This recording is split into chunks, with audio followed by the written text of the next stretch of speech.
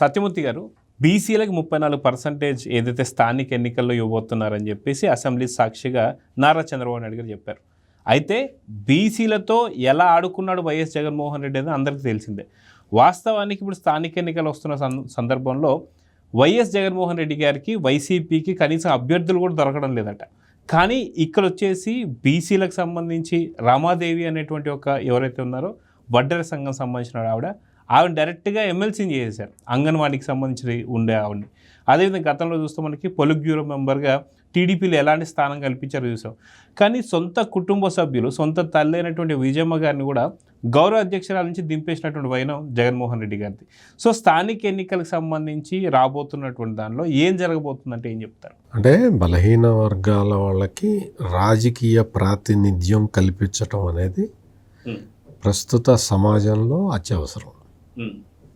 ఎందుకు అంటే ఈ స్థానిక సంస్థల్లో వాళ్ళ ప్రాతినిధ్యం ఉండటం అనేది ఇప్పుడు మనం చాలా చూస్తూ ఉన్నాం. మనం ఈ అర్బనైజేషన్ ఎరాలో అందరూ కూడా ఈ కుల వృత్తులు అవి ఇవి వదిలేసి అక్కడి నుంచి వెళ్ళిపోతున్నారు, పట్టణాలకు వస్తూ ఉన్నారు. ఇటువంటి రకరకాల మార్పులు జరుగుతూ ఉన్నాయి సొసైటీలో. దీంతో ఏంటి అంటే ఈ కుల వృత్తులకి సంబంధించినవి కానీ లేదు ఈ బలహీన వర్గాలకి సంబంధించిన వ్యక్తులు ఇంకా కొంచెం అంటే వాళ్ళు సమాజంలో ముందరికి రావటానికి అవకాశాలు కల్పించాల్సిన అవసరం ఉన్నది ప్రస్తుతం. మొత్తం అంటే గ్రామీణ ఆర్థిక వ్యవస్థ అంతా కూడా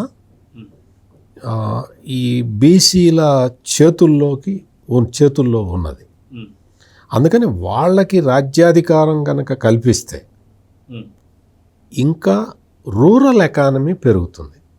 అంటే దీనికి ఈ బలహీన వర్గాలకి 34% స్థానిక సంస్థలలో రిజర్వేషన్లు కల్పించడం వెనక ఇంత సోషల్ డైనమిక్స్ ఉన్నాయి.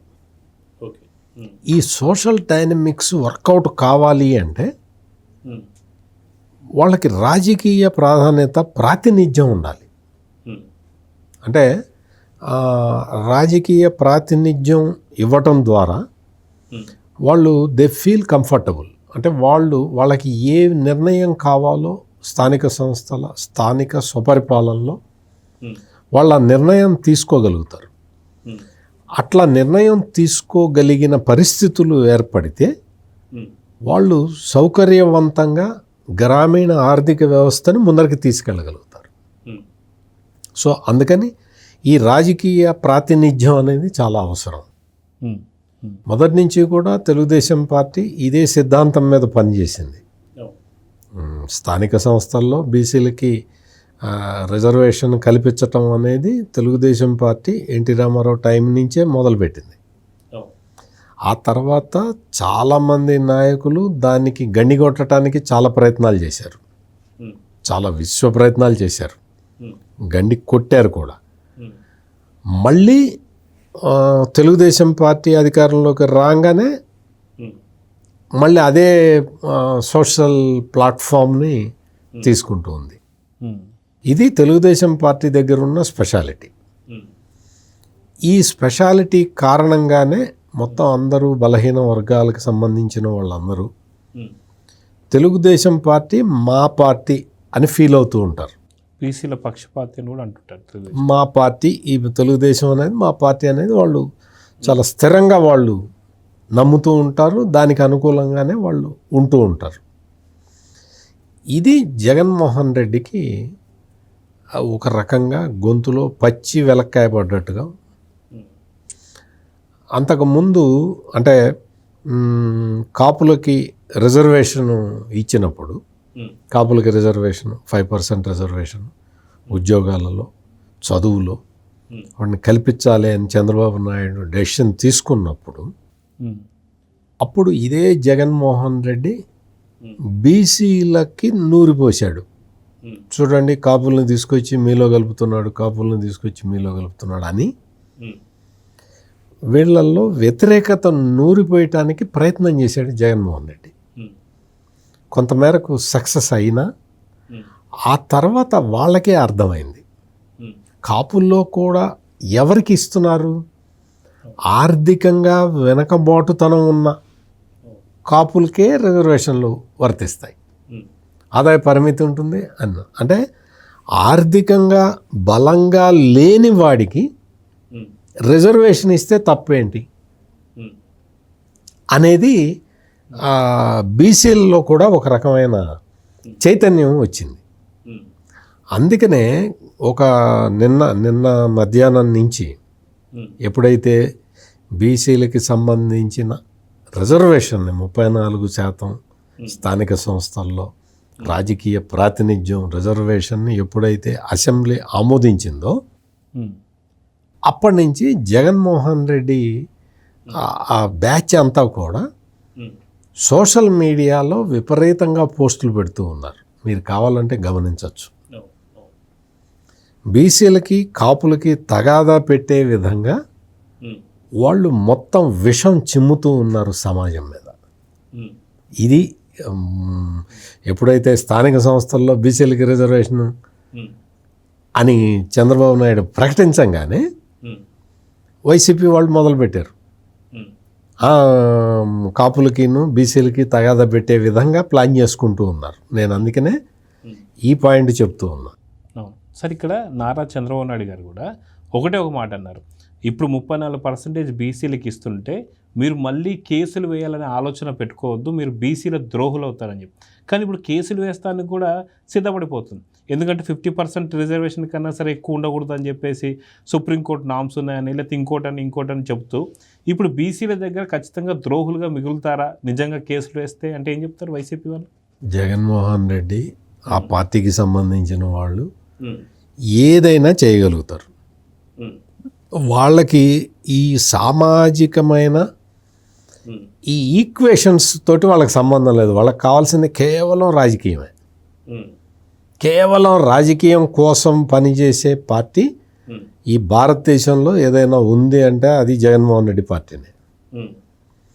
వేరే పార్టీలు సోషల్ ఈక్వేషన్స్ని చూసుకుంటాయి,